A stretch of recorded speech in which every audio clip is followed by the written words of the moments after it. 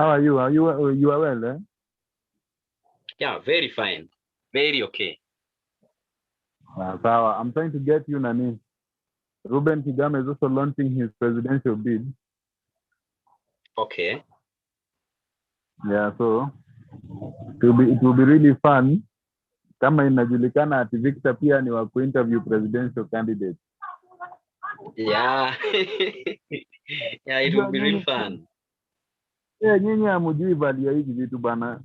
So it will be very fun. Yeah. Yeah, so we're live now. Let me send you the link.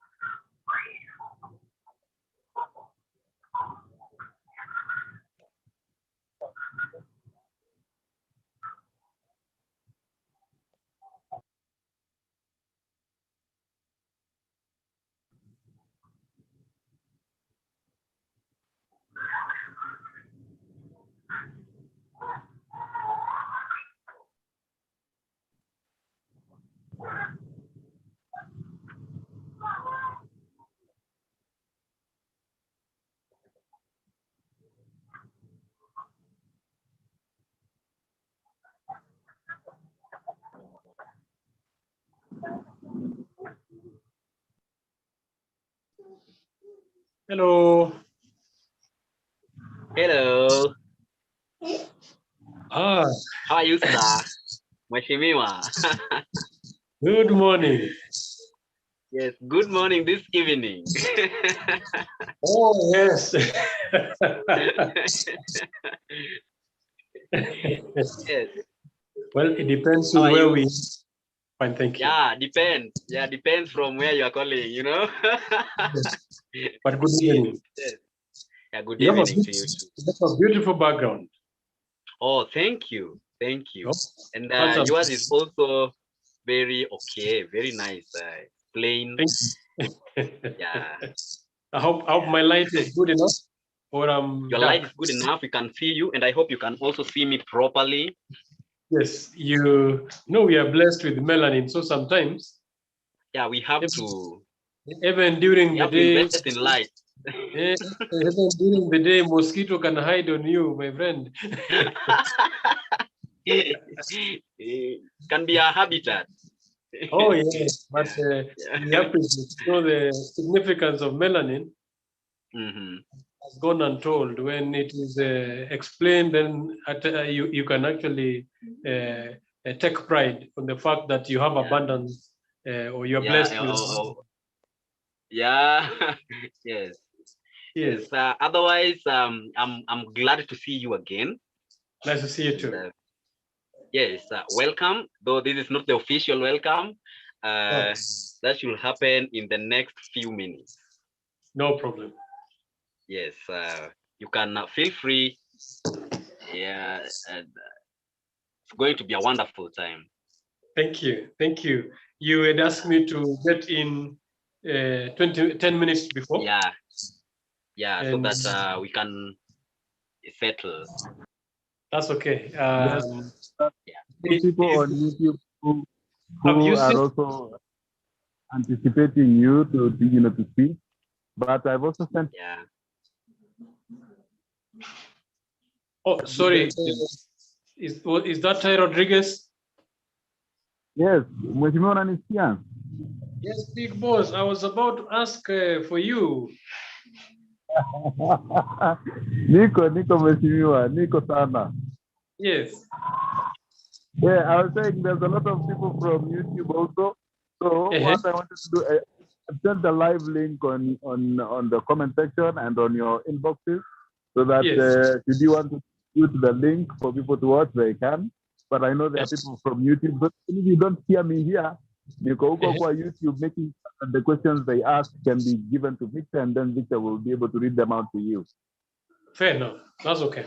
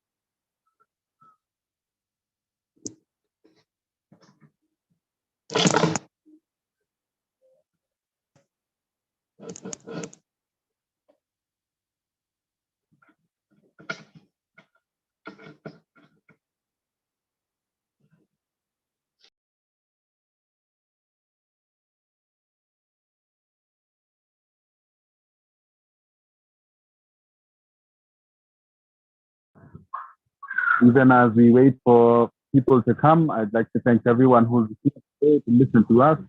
It is a privilege and an honor to host His Excellency Justus Juma, who's running for of 2022 in the Kenyan elections. And today we've invited him over to come and speak about the youth agenda. And so we're hoping that he will be able to speak to the youth of today and be able to tell the youth what to anticipate, what to expect, and hopefully what goes wrong, what is happening that is now going wrong, that he believes that him and his government will be able to fix in due time.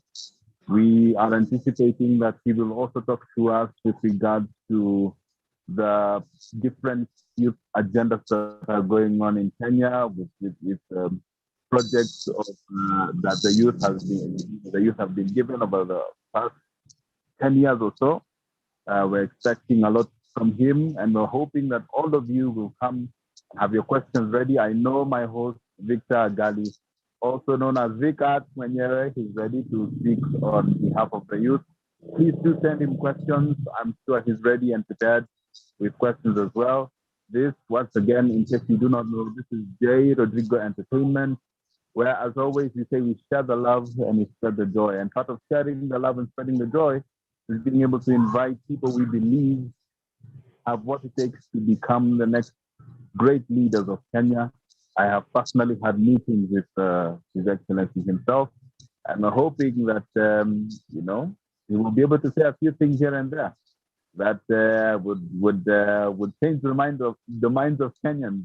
I see Margaret Odera is already here. Margaret Odera, Mheshimiwa Margaret Odera is a nurse who has gone through the 2 jabs of the corona vaccine, and he's very, very, very committed to her work as a nurse. And we're hoping that, let me see who else is here. I see Jane Onyango is also here. Jane is a performing artist. She's a singer who was recently in Africa Online Vocalist Season 4 that just ended. So a lot of people are going to join as well. Let me go and check on YouTube. We should be having a good time. So yeah, karibu sana mheshimiwa. I'm sure Victor will key you in. Mimi yangu ni kupiga tu kelele as I'm buying time. Yeah, but asante sana. Thank you for honoring our invite.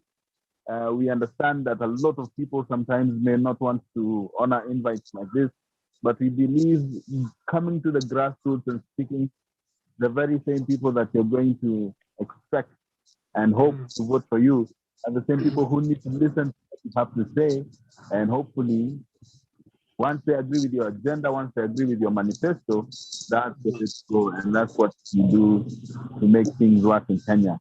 Without further ado, yes, I see, before I leave and give Victor the platform, I see Monica Obuya. Yep, Bona, His Excellency.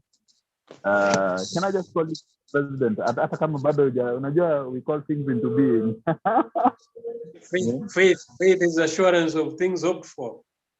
Yes, exactly. So, Mr. President, I wanted to introduce you to Monica Obuya. Monica Obuya is a Kenyan who lives in the United Emirates, also known as Qatar. She's a Kenyan who is in Qatar, so she would also be very interested to hear what you have to say and what you have to do for Kenya.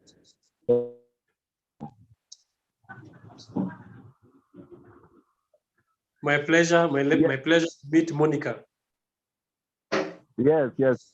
Aya, Victor, mimi nimemaliza.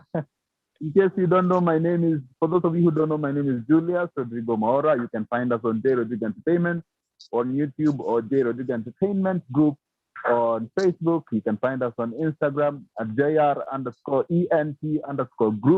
That's where you'll be able to get us, and you can be able to find us there, and we can be able to do and engage on a lot. If you are part of the audience here and you'd like us to invite guests who would be interesting in terms of the kind of topics that you want us to talk about, please reach out to us via Victor or any of our hosts, and we'll be able to host the guests that you want. Without further ado, Victor, take it away. All right. Thank you very much, JR, for the wonderful start. And we also thank you for giving out this opportunity out there for the youth to get to meet their leader and have to hear from him. We thank you very much, even as you take care of YouTube. As JR Entertainment Group, we love you, and thank you very much. That is Julius Rodriguez, who is also the CEO of JR Entertainment Group, and it's a pleasure having him, and we also appreciate him for this opportunity to bring out truth out to the world by bringing us people who are able to talk about it.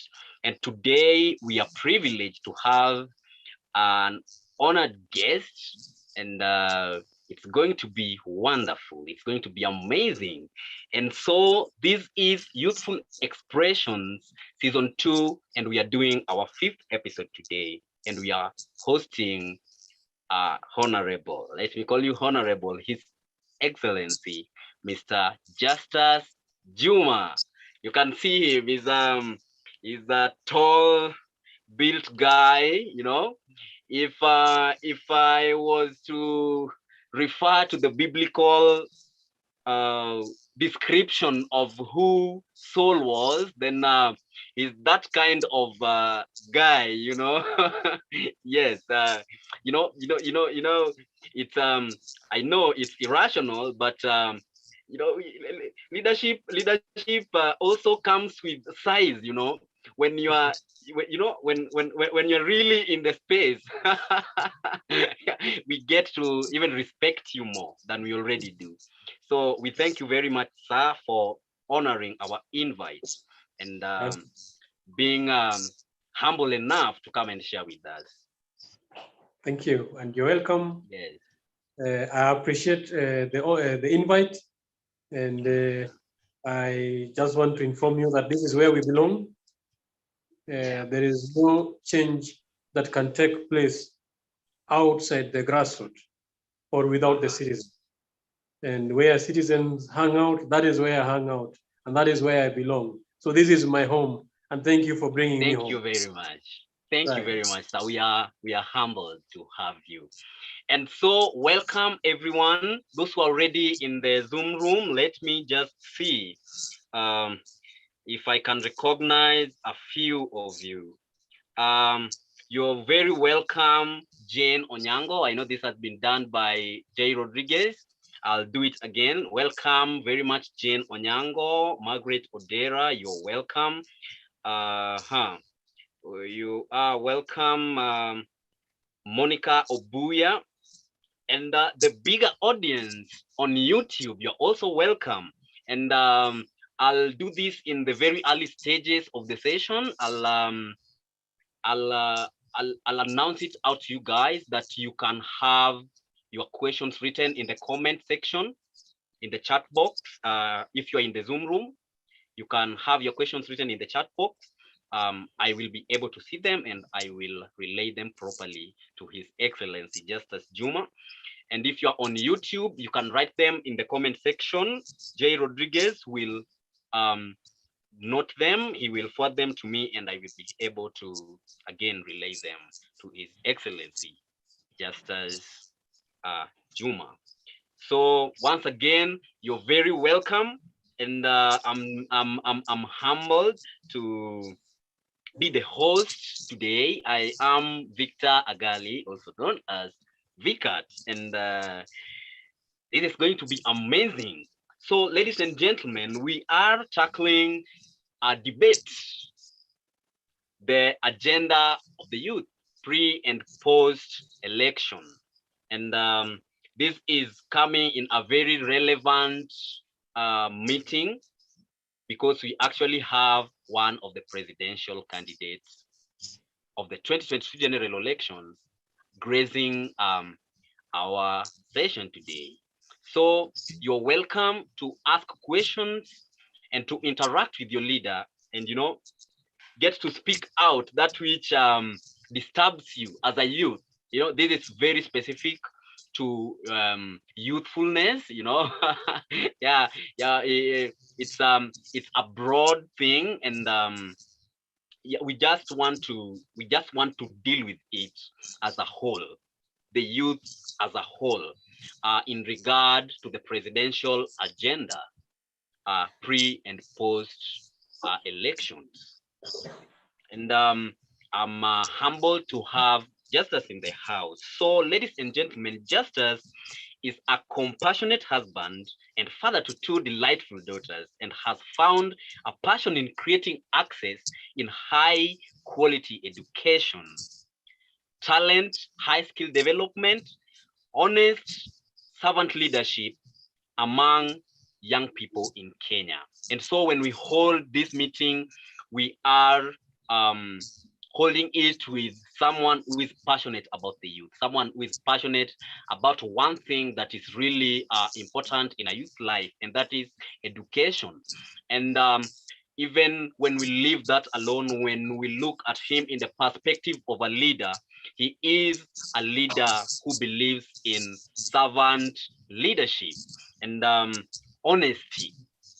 I think that is what stands out for me. We really are deficient of honest leaders.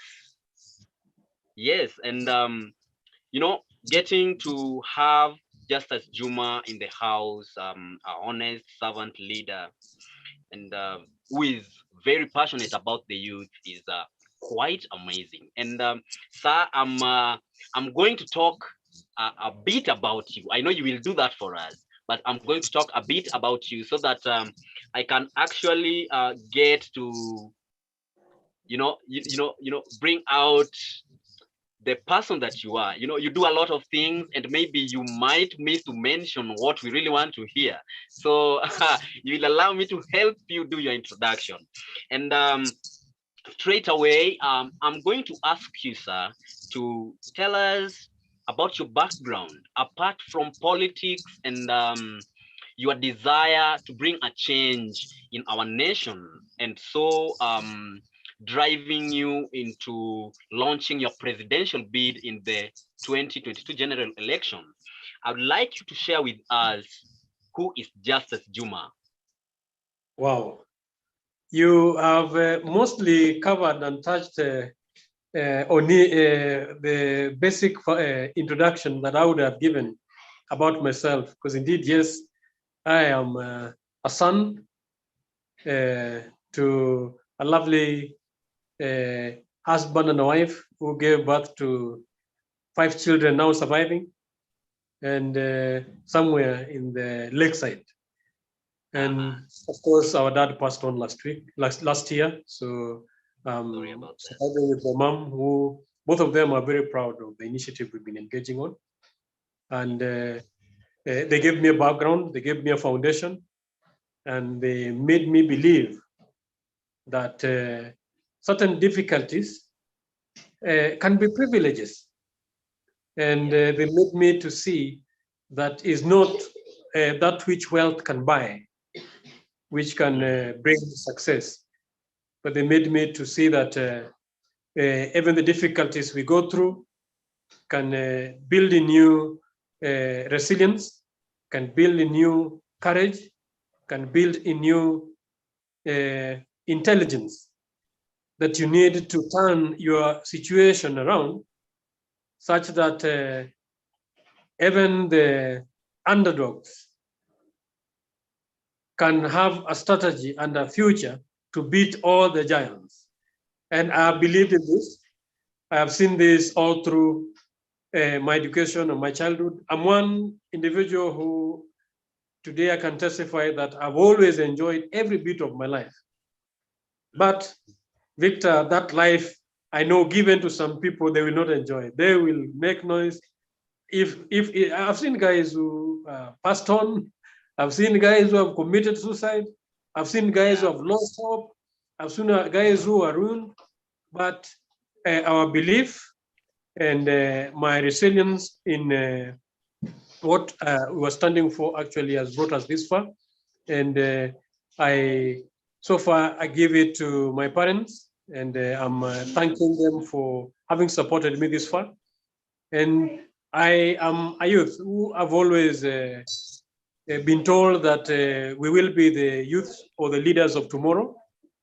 We've been waiting for that tomorrow until when I started interacting with friends of mine who made me to believe that if you want something tomorrow, you have to begin today, Victor. And to begin today means you must start working it out.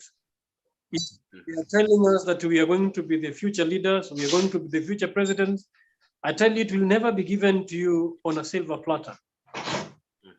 And this is where the youth or my fellow friends have lost it. And no one will believe in you unless you believe in yourself. Sometimes even nature and circumstances can provide you with the challenges, enormous difficult moments. And it reminds me of Paul. Paul said, I think that should be in the book of Corinthians, of the difficult situation and the difficult moments that he was in.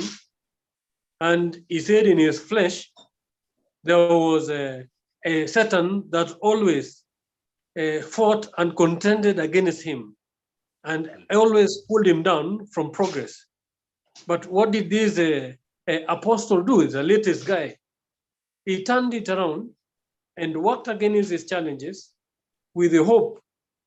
And the things that he did about his challenges made him to be one of the most famous apostles that we're having to date. So if fellow youths are not making initiatives or doing something about their current circumstances, whether it is difficult, whether it is fun or full of advantages, and let me caution those who have advantages, because most of the time, those who have advantages never end up really in being second to none. Most of them settle for less. People with minimum advantages, people with advanced situations, I've always used them and turned them around. And if you were to mention for you, if I was to mention for you successful persons in history, you realize most of them had difficulties. Even if you go to business industries, I have seen billionaires who struggled in class. Their scores were not as good as some of us. I have seen leaders who emerged through difficult situations like our country today, because Kenya is a nation which has presented, especially the youth, with difficult moments. And we've also been rewarded with leaders who actually do not care about us. If anything, there have been leaders who have made virtues like honesty to be endemic species. Things like servant leadership, actually to the youths of today, it has been a story. And talking about sacrifice, if anything, actually they have sacrificed us instead of sacrificing on our behalf. If you look at a role model in terms of leadership, individuals who value systems, who actually walk by integrity, individuals who can be trusted, it has been difficult in our moment to a point that the vices which actually should be abnormal in our community, you just saw the other day we were talking about Naivasha. The stories that are coming out are not impressive at all in this generation. It's not encouraging. And we had top leaders in that environment. What was their influence? How do they inspire their followers? How do they inspire this nation? What can we learn from them? Looking at our economy today, the economy is at a state where actually these old guards who are going will leave us with the heavy burdens and heavy penalties to pay for the debts that they are borrowing and they're using carelessly. Why? Because the youth who are going to bear the burdens have been kept in slumberland instead of coming out to engage in democratic process, to understand the challenges of missing out. Most of them have been lost in entertainment. Some are thinking that drinking or alcohol is a solution, which, yes, might be a solution right now. But a health expert will tell you alcohol is nice today, but each day you take it, it is reducing your lifespan. And a wise leader will tell the youth that we need to live longer so that we establish valid, lasting solution to our next generation. If we're going to engage in vices that are going to eliminate or take away from the little chances that we're having, then a leader will come out and inspire you and tell you, you know what, it is time to come up and join together with like-minded agents so that we bring change in this country, Victor.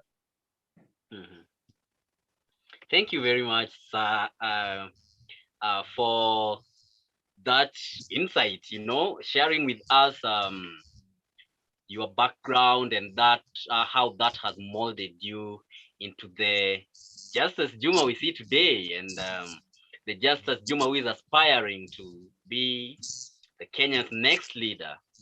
Thank you very much. Again, I'll take this moment to welcome everyone else who has joined in the room. Thank you very much for coming. I'll recognize the presence of another Madam President, but not your counterpart.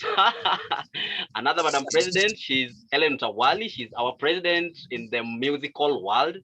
Yes, we respect her, we adore her, we love her, and we really cherish her. And you can see how supportive she is. She is in the room. And I don't know whether, Madam President, you are able to unmute yourself and just say hi to us. Yeah, just unmute myself, lakini kuweka sura hapo inaweza kuleta competition. Inaweza kuleta competition kwa president mwenyewe. It's okay, we understand. Yeah. I just need to know that he is actually part of, I work under him as a communications officer and coordinator. So I am privileged and honored to welcome you, Mr. President aspiring. Karibu sana, sana. In this forum here, you will talk to musicians, practitioners, artists, creatives of Kenya. So we are privileged to actually have you around. And Rodrigo, God bless you also for thinking of placing a forum like this where we can actually be able to listen and give audience to Mr. Justus. Karibu sana. Thank you so much. Thank you very much, Madam President. Thank you very much. Yes, that was Madam President Helen Tawali, who is also working with His Excellency Justus Juma, who is our guest of the day. And we are just starting this. He's going to share with us a lot of intellectual perspective of issues that we deal with as youth. And also, it's very important that Madam Helen Tawali mentioned that actually the group that makes most of your audience are creatives. And you know, you must have realized this, that in the youthful stage, that is where creative actually build their art. That is where actually they get to realize what they can do in the creative space. And we are very privileged that you are working with a creative, and that's very, very impressive. So ladies and gentlemen, yeah, okay, yes sir, I'll give you the chance to. Yes, that is one very critical area, especially of our society, and it defines a number of issues that we're doing. I just mentioned that you just mentioned that I'm passionate about quality education, and more so high skill, because currently, as we view our education curriculum, it tends to be geared towards examination, where so many vijana mwisho wa kusoma mutapata kazi mzuri. And decades have passed, people have learned, people have graduated, engineers, doctors, teachers, but unfortunately our roads are still being done by Chinese. Our medical industry are still being run by invention from the West. Our doctors are hardly inventing anything. And our teachers, our own students are not getting the very jobs they were promised. And this actually has also exposed the relevance of our education curriculum, because when I talk about high skill, I'm talking also about technology. If you look at the technological development that is occurring today, even the robots, they are kicking degree holders from their jobs. There are certain jobs that are no longer attainable because they're being done by robots. The other day, even in the farming industry, there are robots which are picking teas. So when we're talking about education, we're not talking about just what the traditions that exist, but we are talking about a society that can be equal in the face of humanity. And for us to get there, what are the elements or the engagements that we need? So as youth, actually we stand the best chance to revolutionize and improve on what we got. And as Helen has told you, yes, within the Justice and Freedom Party, It is a ministry, it's a government in itself. Already there is a minister, CS for education. There is already individuals who are relevant. Doing our legal work. Our attorney generals are there.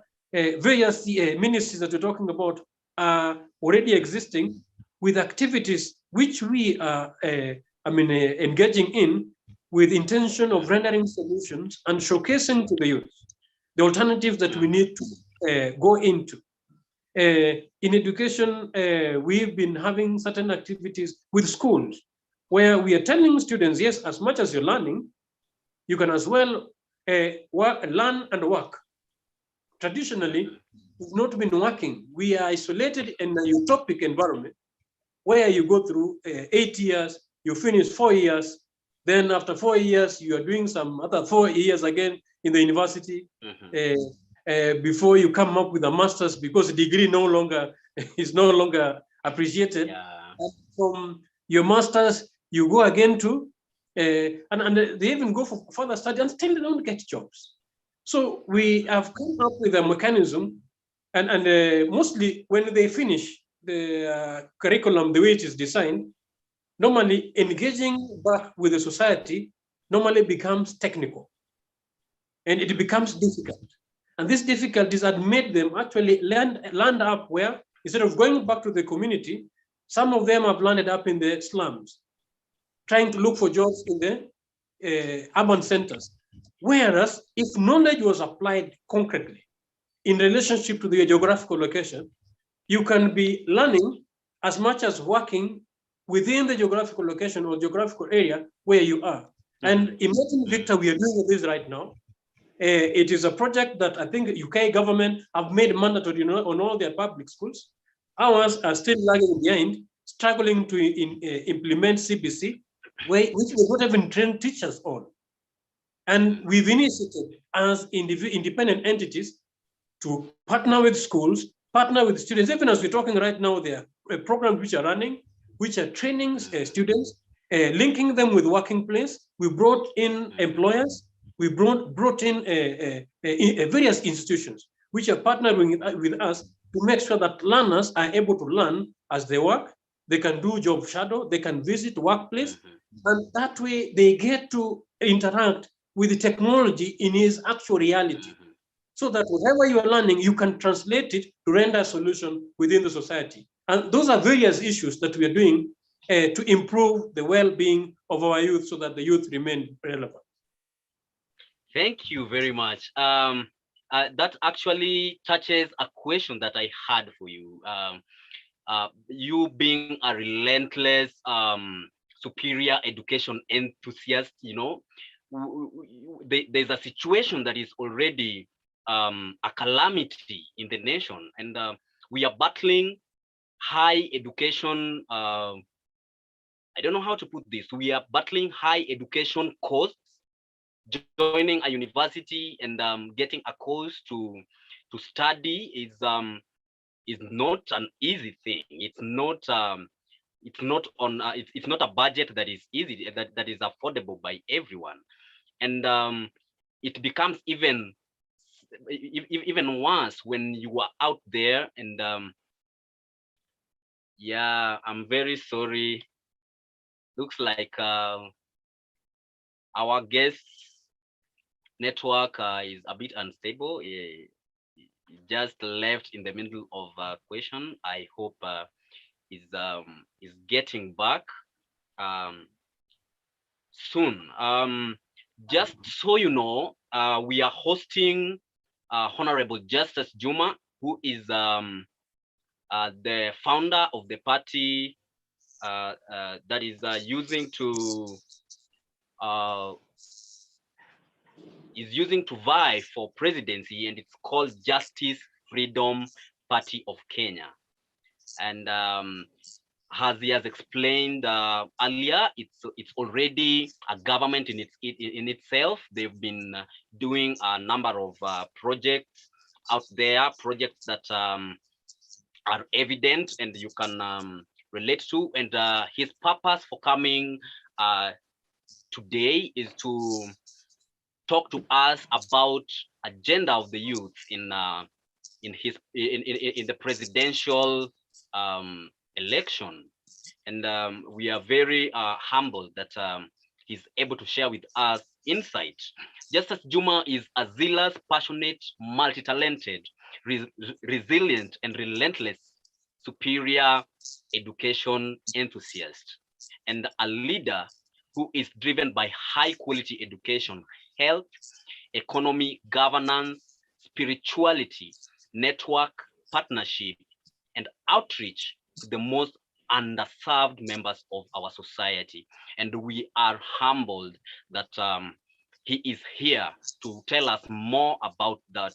I don't know whether Mheshimiwa is back in the room. I'm in, Victor. Oh, thank you Yes. very much. Mheshimiwa, we are very sorry for the unstable internet connection.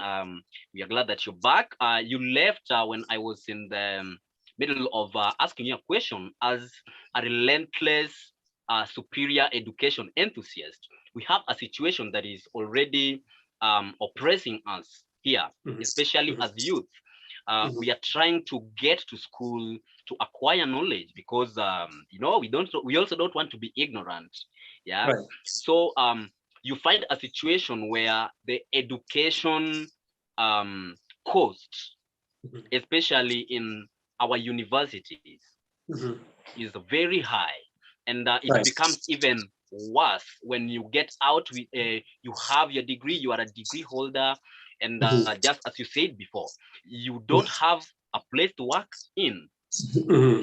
In your governance and in your manifesto as a government and as a leader of a government, would you be more focused on alleviating the cost of college or opening up jobs for college graduates? Well, you see, train a child in the way they should go when they're young, and when they grow old, they will not depart from those ways. How we train our students determine the outcome. Education should enhance critical thinking, should bring out innovation and creativity. And this is where manufacturing and job creation actually thrives in. Education should bring out the individual talent. And I'm glad that we have many artists and individuals whose talents actually have seen the light of the day. But current education system was designed tend to focus more on academia and only on passing exams. And it has been exam-based to a point that you memorize exams, you go and after leaving the exam room, ask a student or a learner, what was the content of that exam? They've already forgotten. And these are the challenges we are having to date, because we learn things that are not useful to us as a community. If talent sells, for example, I'm very well involved in talents, and as a co-director in J&J Academy, I can proudly say that J&J Academy has developed a number of soccer players, including Wanyama, who we found in the streets. And based with the connections we have, I can tell you through J&J over 30 Kenyan players are in the European leagues. And then with all such connections, we've seen people with talents like Oboya, like Oliech, since they did not get proper support, their talent faded and did not bring the desired value. Yet individuals who are well supported. So you can be talented, but if you're not supported and there's no effective infrastructure to support a talent, it goes and it gets wasted. Whereas talent is paying globally. For example, right now, how much is Ronaldo earning? Whatever he's earning, even the Kenyan president, what is earning per week? Even Kenyan president cannot earn, I don't know whether in a year. Yeah, that's true. So then why are we all fighting to be politicians or to go to leadership and all these other things? Whereas we can all fight and focus ourselves in talent development. But this is happening because there's no suitable environment for these formations. And this is why how we raise our children matters a lot. The education curriculum as it stands was meant to serve, because initially it was designed by the colonialists who were looking for slave servants to manage their accounts, to repair their pumps, plumbers, this is the name of engineers that we're calling today. And then they wanted accountants to keep their books.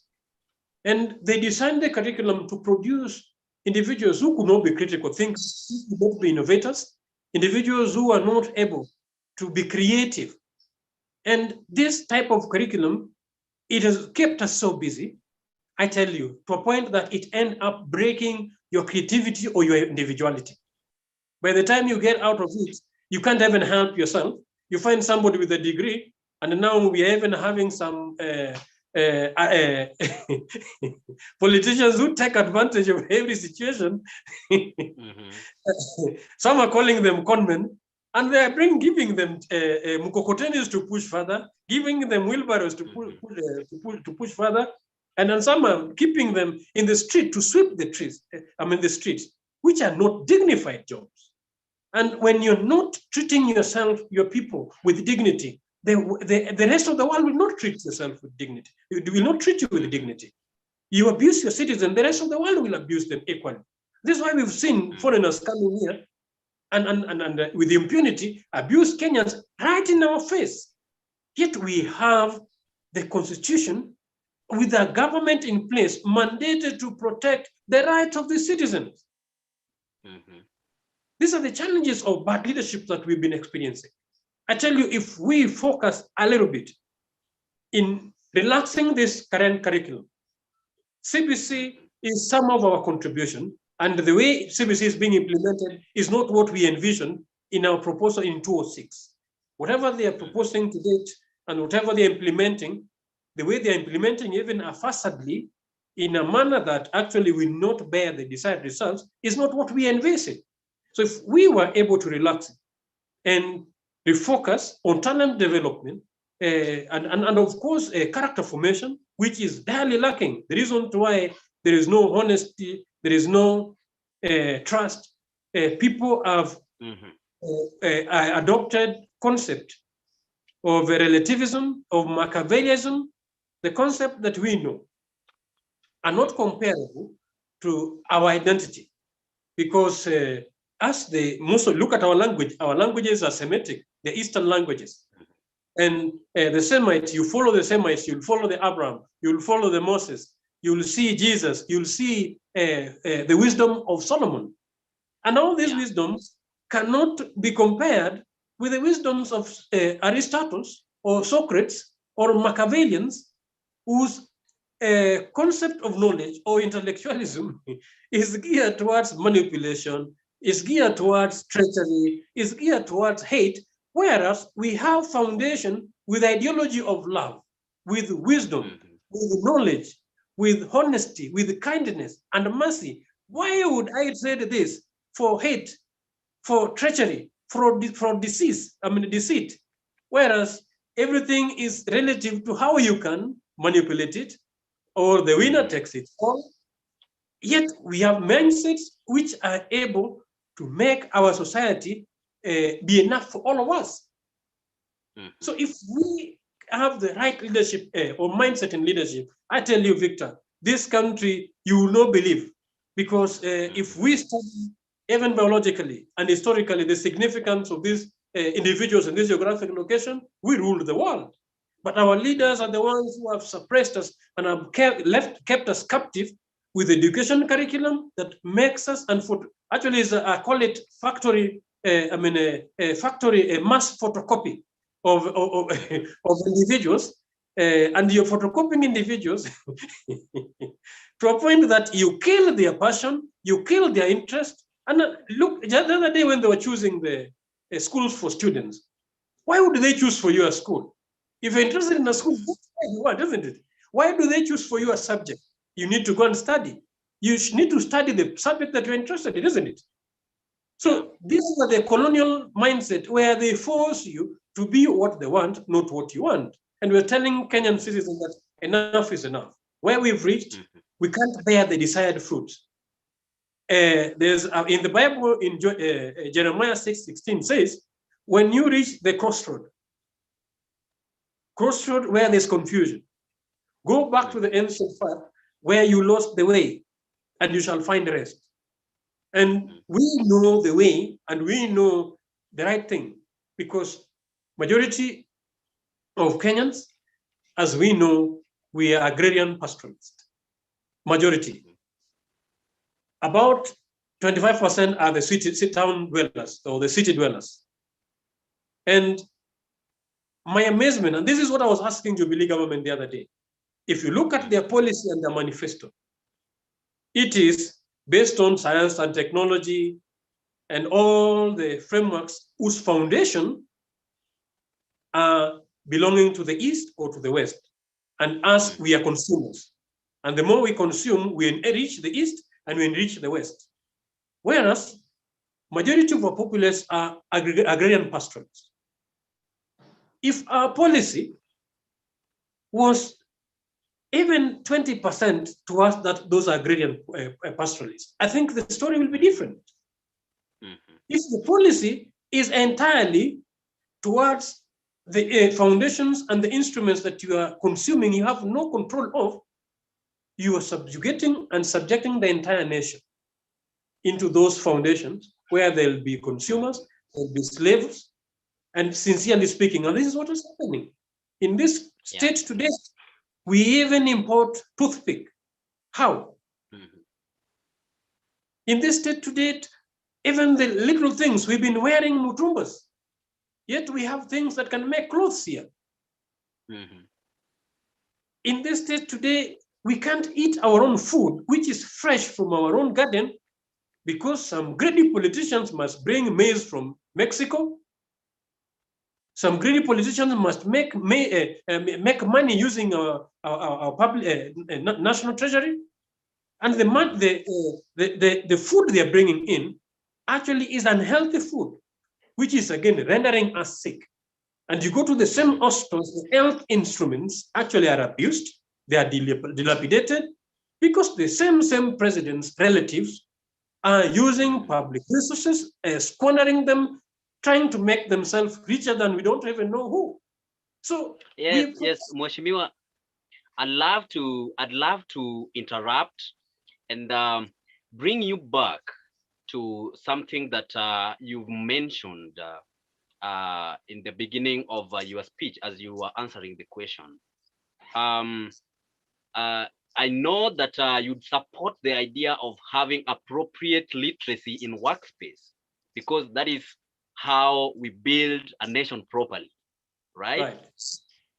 Yes, and it is very undisputed that the number of graduations in high school is the highest, and that happens across almost all the nations of the world. The number of graduations in high school are the highest. And you also know pretty well that out of a million, actually 1.5 million, almost 1.5 million candidates who graduated last year, only a portion, that is like 9% of that, who made it to the university. Because that was like 90,000 students or so, less than 100,000 students. And we have the more than 1 million who graduated and they're not going to get in the university. That is not my problem right now. My problem is, do we view them as less fortunate in the society, or do we render them undeserving of the opportunities that are out there to better life? Yeah. This is where those are my target groups, and they're the ones I'll tell that those weaknesses and the misfortunes people see, because that's where I belong, can be turned into success based on how we partner together, how smart we work out, how resilient we can stand, how courageous and bold we can stand out. Because I tell you, as per current system, yes, you fail 844, you are deemed a reject and a failure. You fail Form 4. Technically, the system disqualify you to oblivion. And even in the university still, they have degrees and still the opportunities are distributed based on nepotism. Merit is not given to the public system. And that is why you'll find the UN will even pick our acting directors and make them directors, yet in Kenya they're still acting because they do not acknowledge merit at all, but nepotism. So I would tell the youths who felt that, or who are victims of that crack within the same system, that there is hope.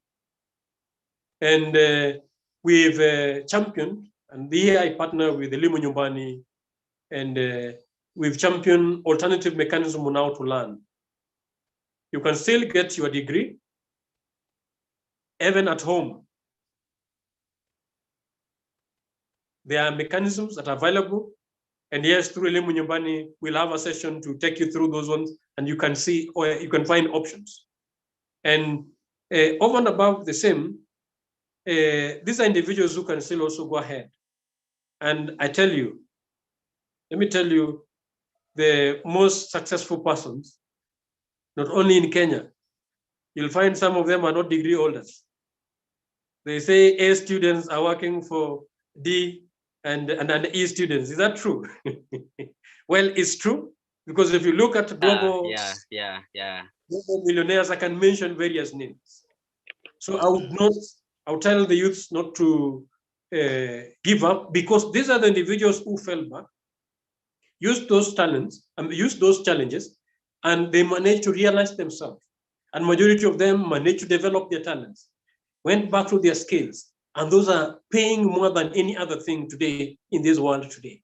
So as JFP, we have, and we are focusing on education curriculum that is going to enhance and support talent development, creativity, and refocus our resources on what our people are, produce what is relevant for us, not what is relevant for outsiders.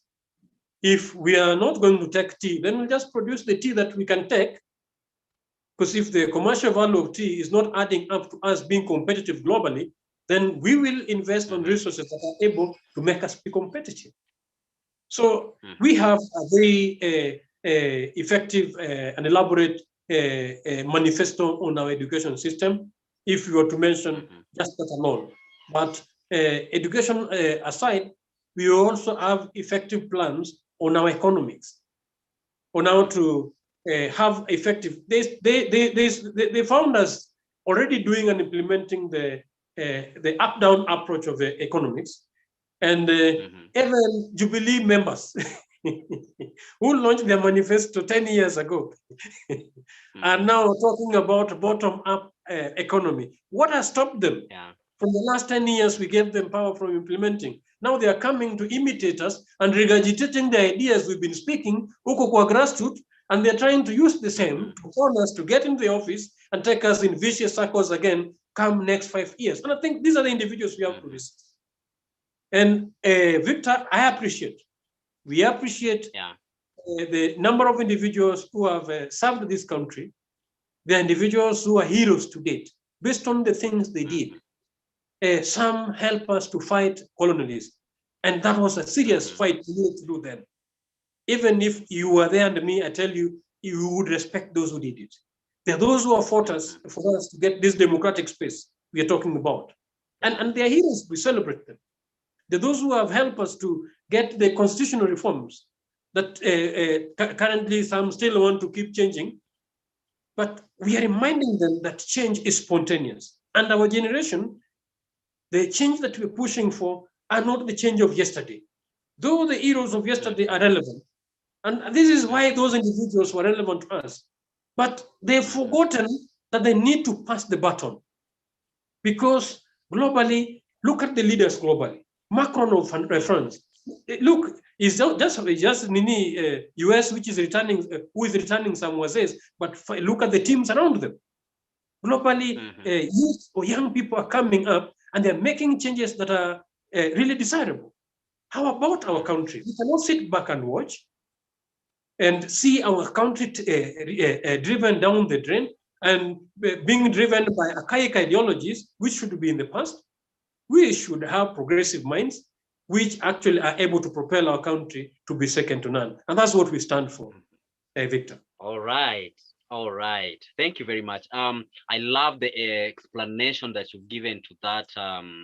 It's very resolute. It has a solution in it, and I'm loving the conversation. Just another question that might be of the same caliber. I'd love to ask you. And I'm going to be very practical in doing this. You know, the current state of the nation is not the most lovely we would ever have, because yes, as much as the economy is concerned, and also concerning the budget that was read for the financial year 2021, 2022, you know, there's a lot that the incoming government have to do to at least balance the economy. Right. Because what has happened in this government, if in case the leadership changes, and we hope it does, personally, I hope it does, right, you are going to be pulled down as a government, because what you have done, if there were no debts to think about, is not going to be accomplished, because you have to pay back what belongs to the owner. And so in doing this, I am foreseeing political struggles that have to be there. It has to be there. I'm not going to try and go around this, you know. They are going to be political struggles that are going to affect Mwananchi just as much as it is going to affect the government, even more than how it's going to affect the government. And there's a millennial who faces uncertainty with healthcare, social security. You know, how do you, as a government, preparing to facilitate youth with proper ways to work against these risks that are being handed down to them due to the circumstances that are there? Well, I really appreciated the news of President Juma being jailed for 15 months. Yeah. Those bells should ring across the globe, even to the valley, on top of the mountains. There's nowhere where one can escape justice, and that is not our worry. That's not our worry, because globally, where the skills, if you borrow and you never directed it into where it needs to be, you'll account for it. And that is all up to them. And we will be happy to retrieve and get those things where they've been kept in waste. That is one mechanism, because our leadership will not relent. Whatever is us or of us is of us. But our focus will not be mostly on the cake that is not enough. Our focus should be on baking a bigger cake. And that is where I was mentioning earlier, that currently the policy that these gentlemen are running on is lopsided. And if we invert it and focus it at the right place, because majority of our people are agrarian pastoralists, if we can turn that policy and put money where it belongs, a fisherman in the Lake Victoria should not wait for fish to come from China to compete, to be sold cheaply in Kisumu, but fish farming with modern technology can be done around the same geographical location. Unfortunately, just the other day, and I'm telling you, it's a very sad story, Victor, with a friend of mine who worked with the Ministry of Agriculture. He applied for funding, and IFAD gave a loan of around 1.6 billion for fish farming. modern fish farming in the lake region with proper geographical location and sites. And in the current government of Uhuru, when that money came, Uhuru took that money and set up same fish farming, but took it to Nyeri. Now the headquarters of that project is in Nyeri as we are speaking. In the mountains, where it is very cold, fish does not eat as much. And the areas where it is humid, fish eat quicker, they eat more, and they grow faster. So you'll find for a fish in the lake, which takes 3 to 4 months to be table size, it will take 6 or 8 months in the cold area for it to reach table size. And this is why you hear some pond fish have so many bones, because it's older than its age. These are the ones that are coming from Central. So we are going to use more or double to produce the same fish, which we could have produced at a cheaper rate in the humid geographical location. That does not take anyone to go to school. That does not take anyone to go to school.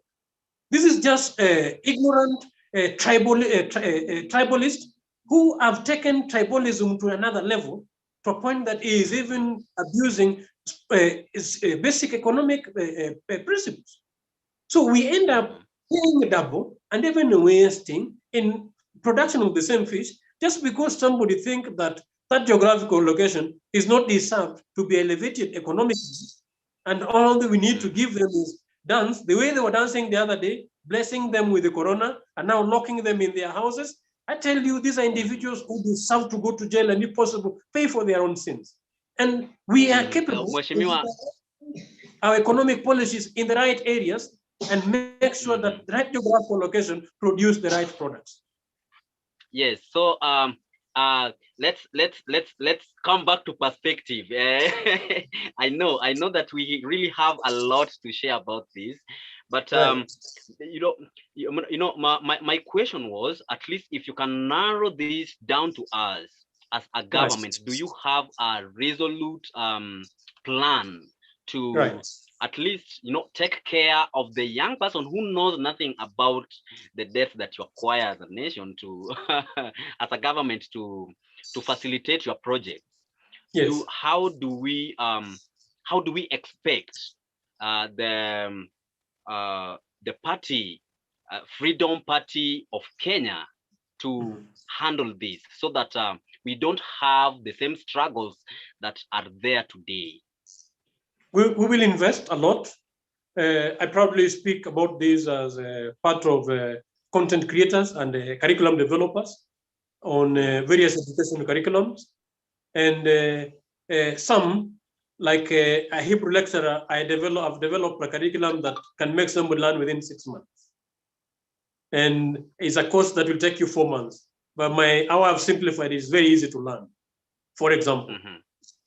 And when we're talking about developing our people on skills, on talents, the last time Ella hosted me on the same avenue, and we mentioned about a similar program like what Tusker Project Fame did. Within 1 year, you'll be talking about talents, and we know how Tusker Project Fame brought various talents on the surface, and they are still doing very well to date. Actually, they are independent, entrepreneurs. And this is not limited just to art only. When we're talking about skill development, when you're talking about talent development, Kenyans are talented in diverse ways. Our creativity is matchless. We talk about M-Pesa to date. It was the story of the world then, isn't it? Now they're talking about cryptocurrency. Who started digitizing currencies? It began here with us. And our people have not brought out the best in us. If anything, they're busy bringing out the worst in us. And we're saying enough is enough. If Victor can host me, because this is the same thing Jeff Koinange would have done. And Victor can be supported to be the best new anchor who brings out content and practical issues as he is bringing it, then we must support Victor. And this is why I'm in your show, Victor. I'm already doing it. Thank you. I'm making it the next term so that we meet there at the top. All of us together collectively. And that's why I was saying, if we cannot do it now, if you want to have a great future, we have to begin right now. And this is why we are conversing and we are reaching out so that collectively we make this team and we form this government which is able to bring this change. I'm not going to be a government of a one-man government, but we need to be a we government, because the Constitution of Kenya states clearly that sovereignty belongs to the citizen of Kenya. And the citizen delegates this sovereignty through delegated constitutional institutions.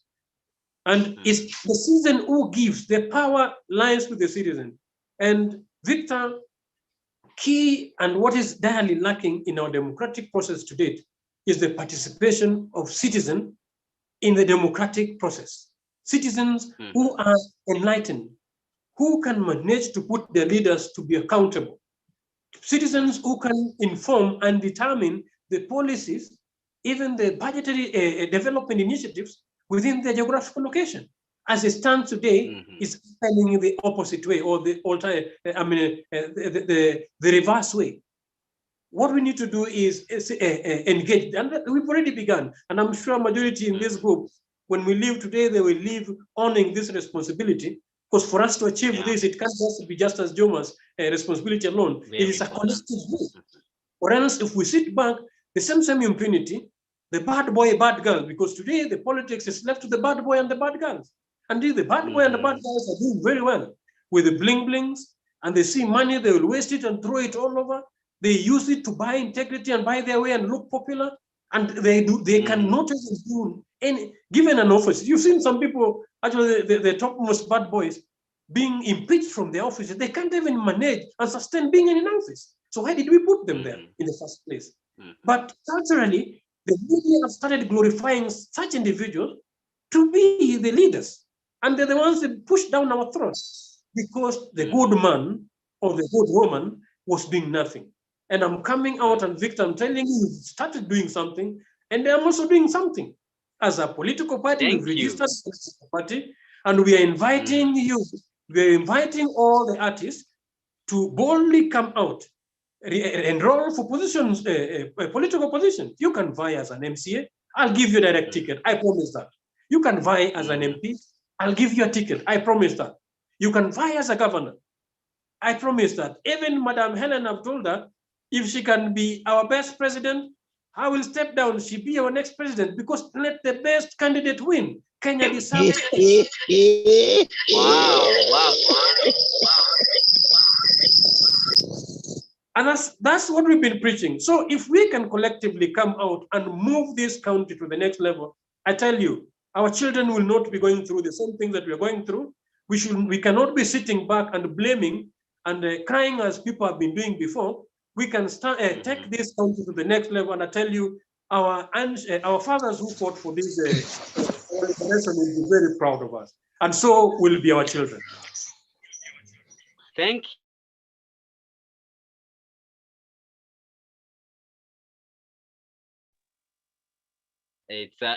It's very important that you've shared this with us. I've decided to mute everyone so that we can minimize on the interruptions that are there. Let me try and then mute you. It's okay. It's okay. So thank you very much for sharing that with us. Again, this is Youthful Expressions season 2, and we are doing our 5th episode on the debate, the youth agenda of the 2022 general election, and we are covering this in the perspective pre and post election. I had a question. Yes, I'll give you time to ask your questions, Madam President. Thank you. Okay. Yes, we are having Honorable Justus Juma, who is the the party leader, Freedom Party of Kenya, and he is also the founder of I Stand with Kenya initiative, which is an initiative of various grassroots organizations who come together in partnership with the government of Kenya through the Ministry of Health and Housing and partners including Israeli ambassador to manage COVID-19 pandemic policies. Yes, sir. Yes, Rod. Victor. Yes.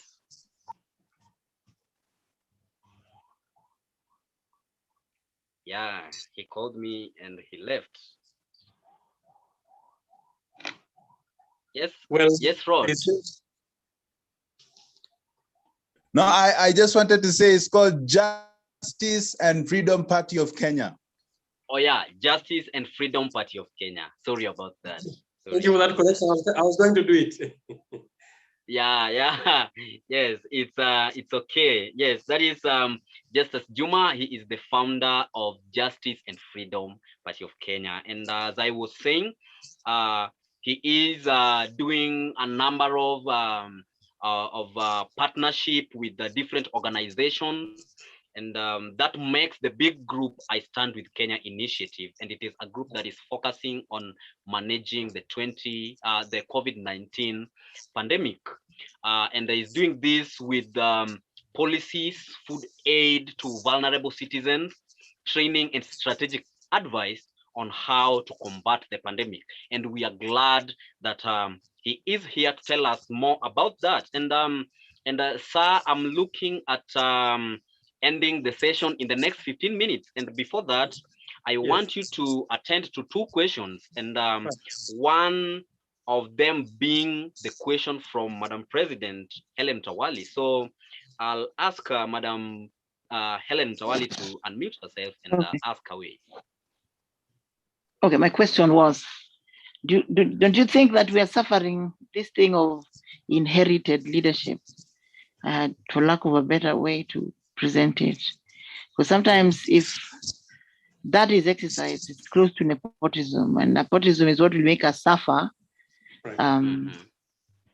Leadership that is not by merit, leadership that is forced. And sometimes people don't have the right skills to exercise that. So in the end, we are the people who suffer. And then they fight against themselves. Today, at least it's better. A long time ago, leaders would fight unashamedly in front of us.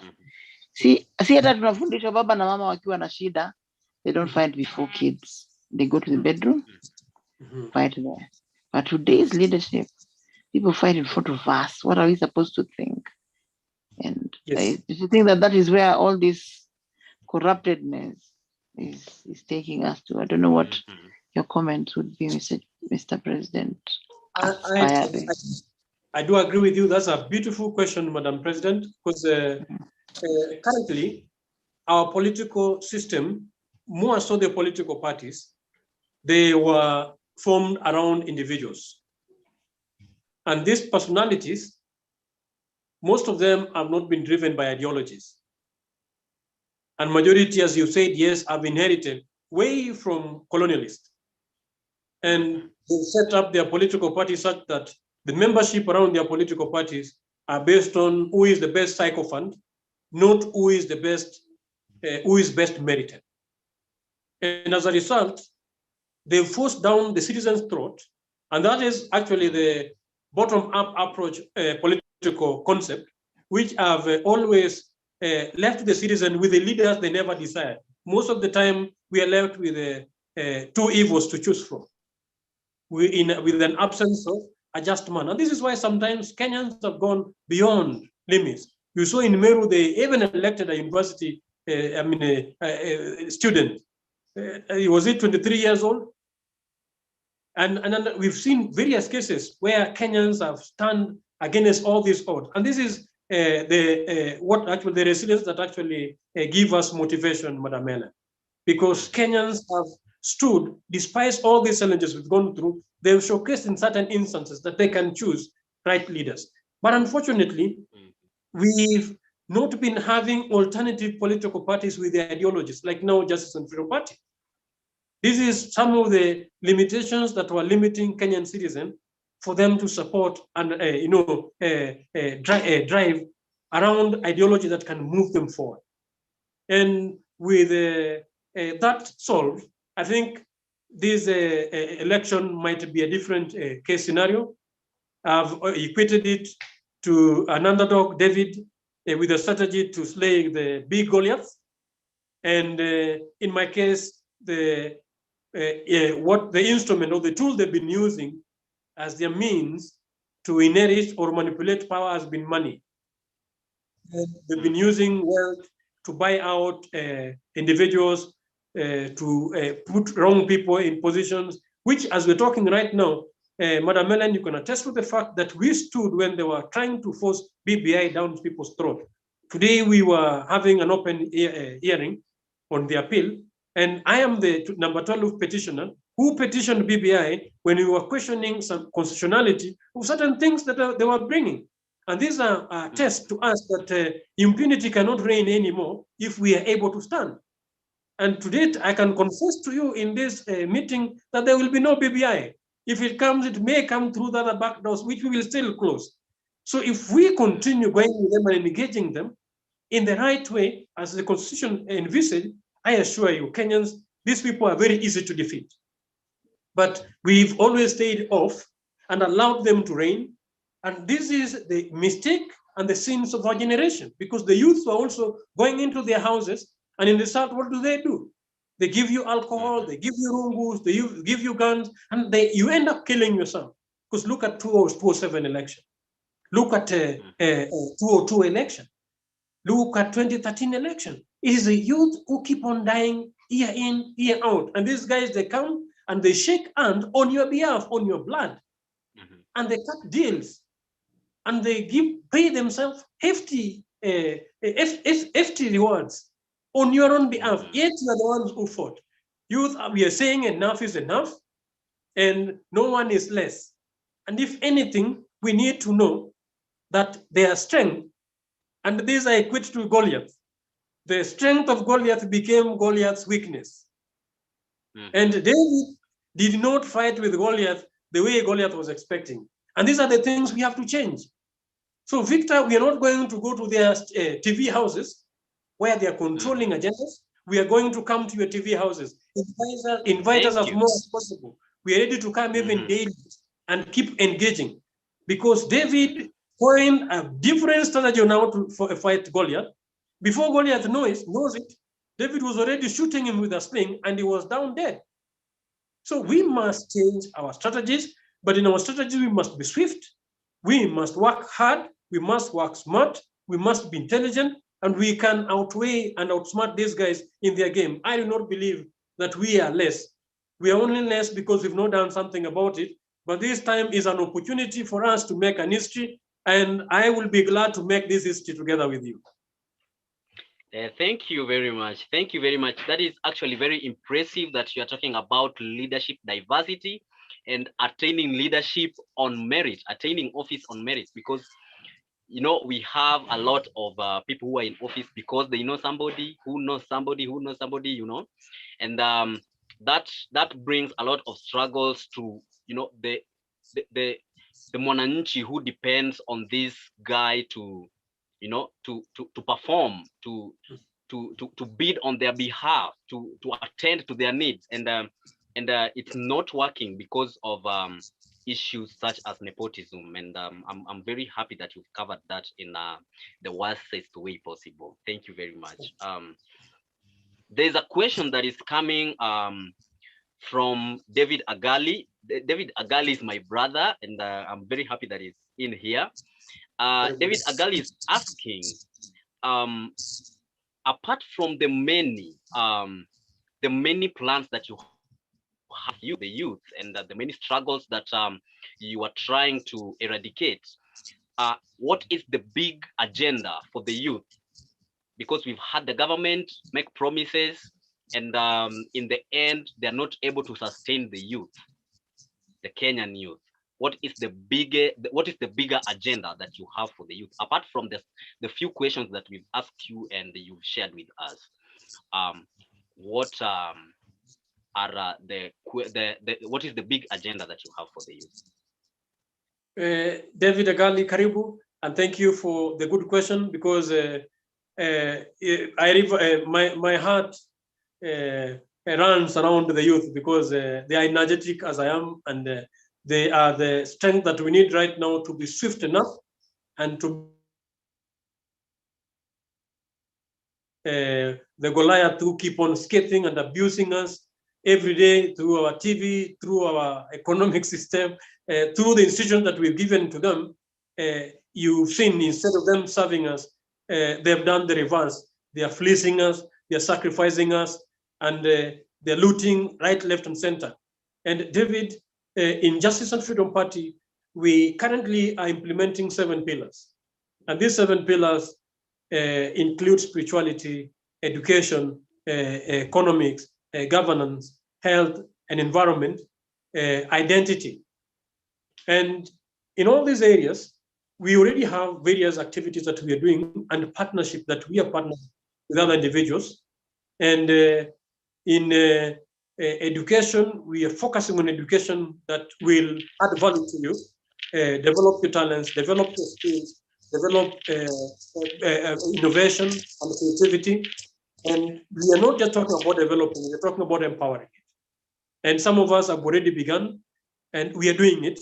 And majority of our partners are even here, and I think they can attest to the same. And on economic, our policy is focusing on who Kenyans are. And majority of us are agrarian, agrarian pastoralists. And we would want an economy which is empowering the pastoralist, Maasai man, not to stop being a pastoralist and come to town and try and be what the colonialists wanted him to be, but they can have PhDs in pastoralism. They can have a PhD in fish farming. They can have PhD in mining. And then these are areas which can be, if the resources, you know, is a story that has been told that Africa is blessed, but African wealth keep running to the West and not blessing the Africa. So if we are able to focus and study and empower our people to benefit from what they have, that education will be much more benefit to them than detaching them from those resources and putting them in an area where they are again chasing resources which they don't have. And in health, we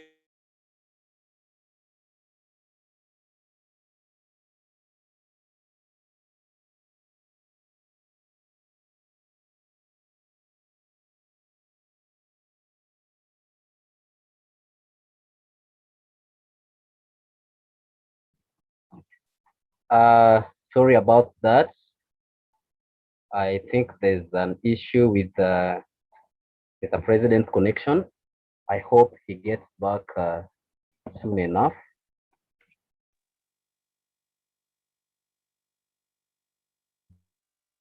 Meanwhile, just to let you know,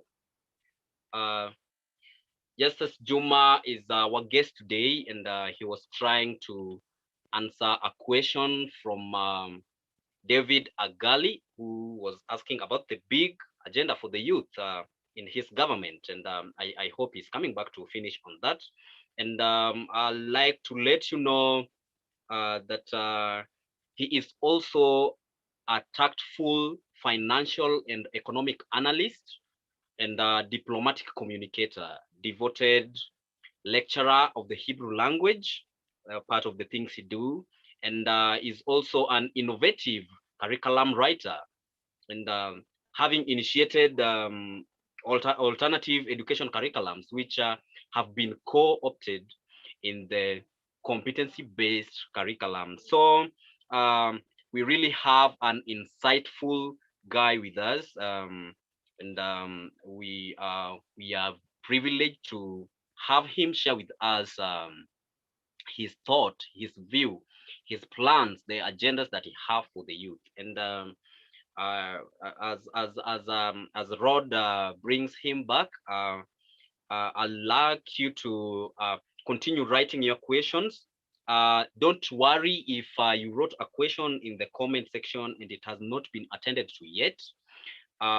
In case we won't get time, we will still make sure that he attends to them on our social media platforms. And we will share this with you as soon as he gets back to us. So continue writing your questions in the chat box. And you know, this is also an opportunity as a youth to, you know, express yourself. This is the very rare one that you will get, maybe, because you know, with time there are a lot of businesses coming in, and we might not be able to get him, you know, come back to the Zoom room to share with us, but we have this opportunity right now to tell him what we need, tell him what we think he should do for us, and also hear his side of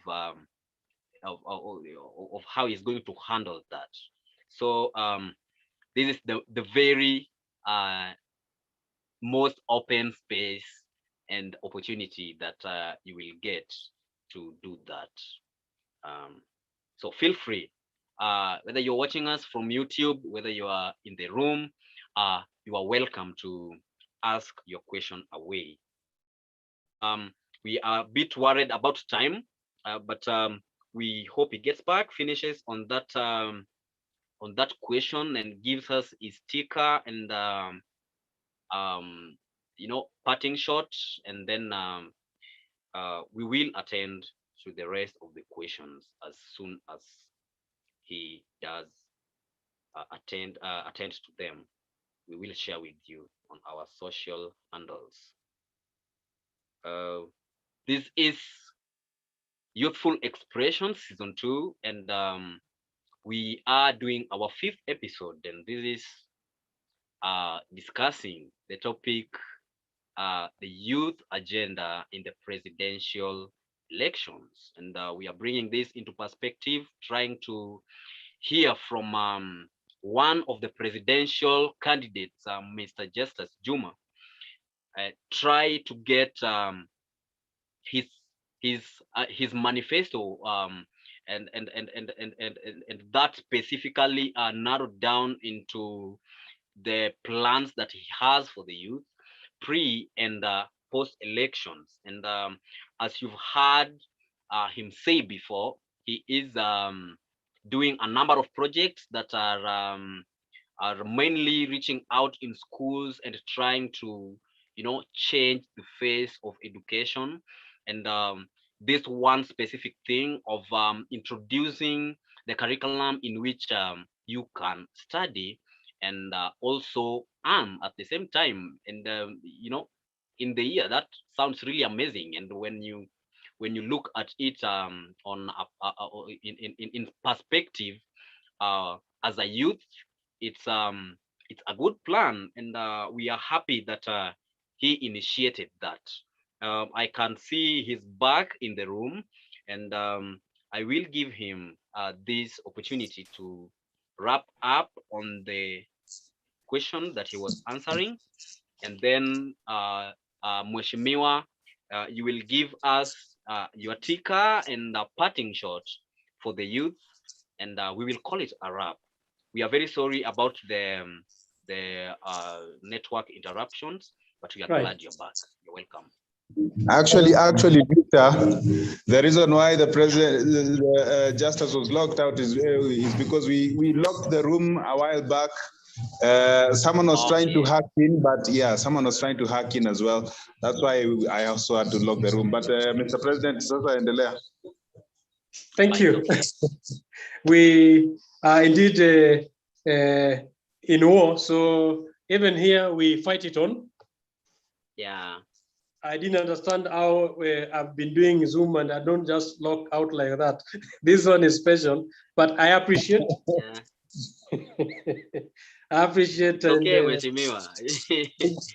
Thank you for bringing me back, J.RODRIGUEZ, and Yes, as I was explaining about the 7 pillars, and I just mentioned the 2 of them, and I was mentioning about the 3rd one, which is economics, and focus in the right place. And then I was also mentioning on health. We did just partner the other day, and you mentioned I stand with the Kenya Initiative. Yes, when the pandemics came, we came boldly and told Kenyans that calamities can also be an opportunity, and you can use it to make history, but it can also be used to right wrong history. So we resolve as Kenyans with good intentions to make sure that we use this thing for good, to make good history. And we initiated initiatives with local grassroots, talk of border riders, matatu drivers, hawkers association, clergies, religious leaders, ambassadors. We had governments, and then you could see those in our website. You'll see even the government officials who were attending our meetings and participating together with us. You see even the commissioners, county commissioners, who really supported us to reach to Kenyans. Those who were hungry, we gave them food. Those who had despair, we inspired them and gave counseling, because there was a lot of issues with mental health. And those who needed us, we stood together with Kenyans when it called for, to the level that we were able to. And we tried to push the government also to adopt our mechanism. Unfortunately, their approach was inverted, and the result was not, today to me, is not desirable, because we could have led the world by minimal death if possible.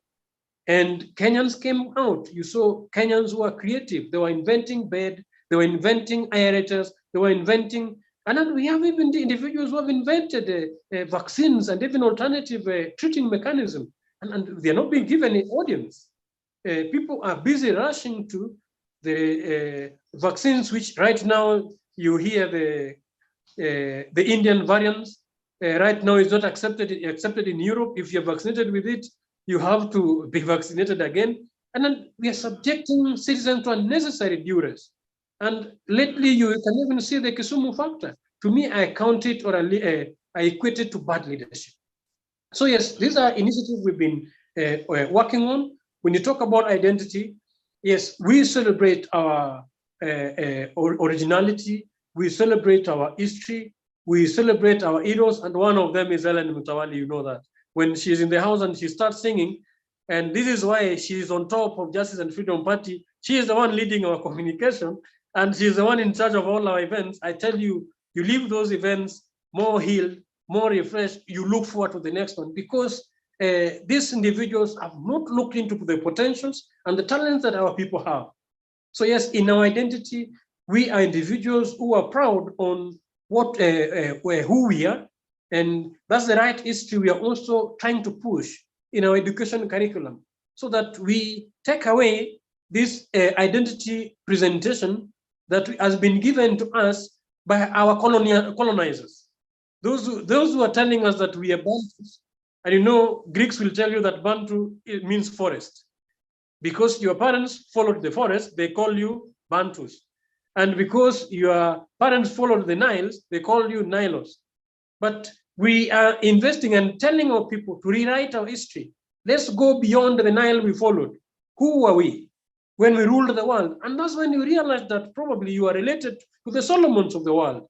But they are busy fighting to suppress us with wrong education content to keep us below there. So we pride in our identity. And among other things that we are doing currently, even in media, when I talk of media, yes, we focus on news like this. We empower talents and we equip them with all the ability, so that right content and right persons, not just selling nudity and the other thing that they say sells in the West, which actually are promoting destruction of the Black image, promoting the destruction of our identity. We need to restore our respect, our pride, back through these initiatives that we've been initiating. And I tell you, Victor, if you're in government, You'll be so surprised how far and how quick this country can turn around. All right. Thank you very much for sharing that with us. Let me see if you can see me through this other device. I've had problems with the other one. It's okay. Thank you very much, Mheshimiwa, for coming. I'm very sorry about that. I think I've also been kicked out by the other device. It's okay. Yeah, it's okay. We are very glad that who is doing that, but we know who to suspect. Yeah, exactly. It's okay. We are very grateful that the show has been a success. A lot of insight and ideologies and a lot of intellectual perspective to issues affecting the youth. I really appreciate you for coming, sir. I want you to give us your ticker and a parting shot, and then we can just wrap up the show. I will say what is possible is not always what is easy or right, but the difficult situations, the difficult circumstances, or your underdog status is capable of making what was not expected to be possible. And this is the challenge I'm throwing out there. Most of us are leaders in our own making. And I know we can do better. We can even do better, given just a little push. Some of us have struggled to get to this level. Like in Justice and Freedom Party, I tell you, we are financing it ourselves. Should you feel touched, come join us. We're paying our bills. But of course, we can have enough to share with you if you join us and make sure that you succeed. So I challenge us to move in self-belief and in faith in the next coming election. If your heart was igniting to vie for a specific seat, I'm here to tell you to not give it a second thought. Jump on it and begin now. It is preparation that can take us there. Those whom you see in arena, if you see somebody winning, they are not winning because it just happened in the arena. They are winning because they prepared themselves and they joined up with the right minds, because you're a product of your environment. And this is the invite and the call that we're making. Join together with us. Start preparing now with focus. I assure you, next time we'll be sitting here and we'll be talking to members of parliament. We'll be talking to governors. We'll be talking to CSs. We'll be talking to MCs. And it is very possible if we begin right now to make that drive and make the change that, push for the change that we believe in. Kenya is waiting for us. And at such a time, I don't know who else is out there who is able to deliver Kenya and deliver to Kenya what they're looking for. I've searched, I've looked around, I've interacted with the political parties. Most of them are my friends, but still I'm so convinced that we have the vision, we have the manifesto, we have boldness, we have the gut, and we have the content and exact thing that Kenya is looking for at this particular time. Let's join together and join this team, and let's make this change happen.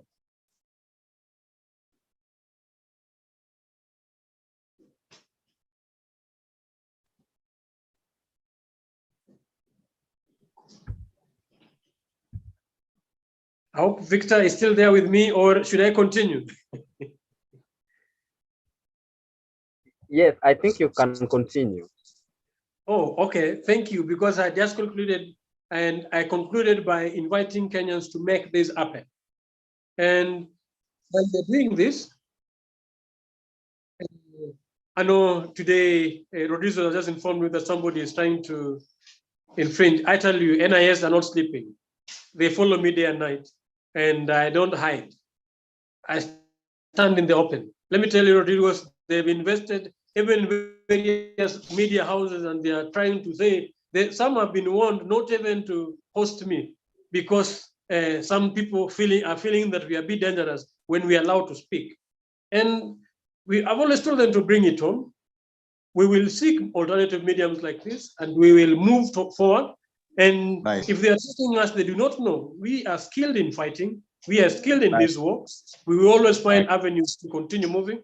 So I think Rodriguez don't get discouraged when somebody is trying to disrupt the show.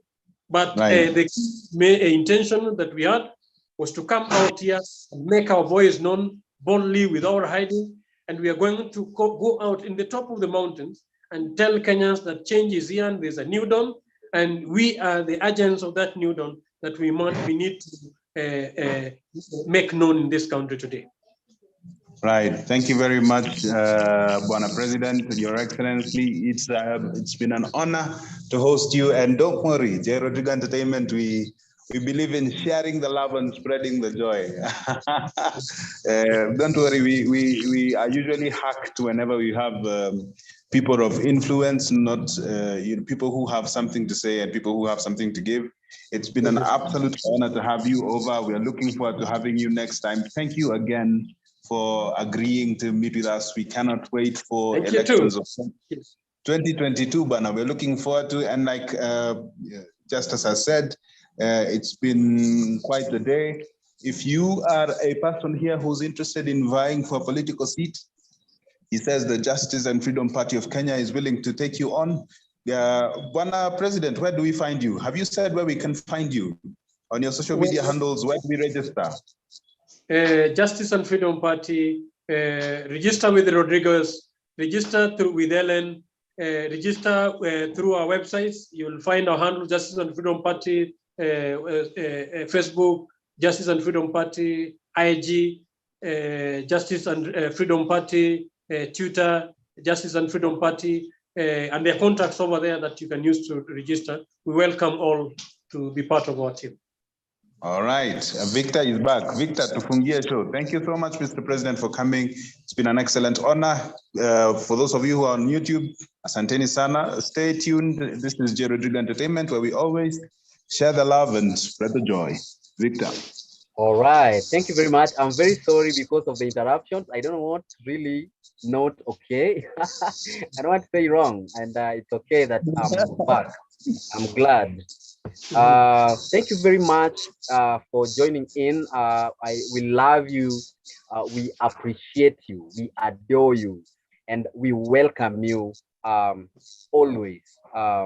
Thank you very much, Mheshimiwa, for honoring us. Thank you very much for the guys who are inside the room. I want to extend my gratitude to Monica Obuya. I want to extend my gratitude to Sheila Chepkorir, to Team Miriam Wanjala. I want to thank David Agali for joining in.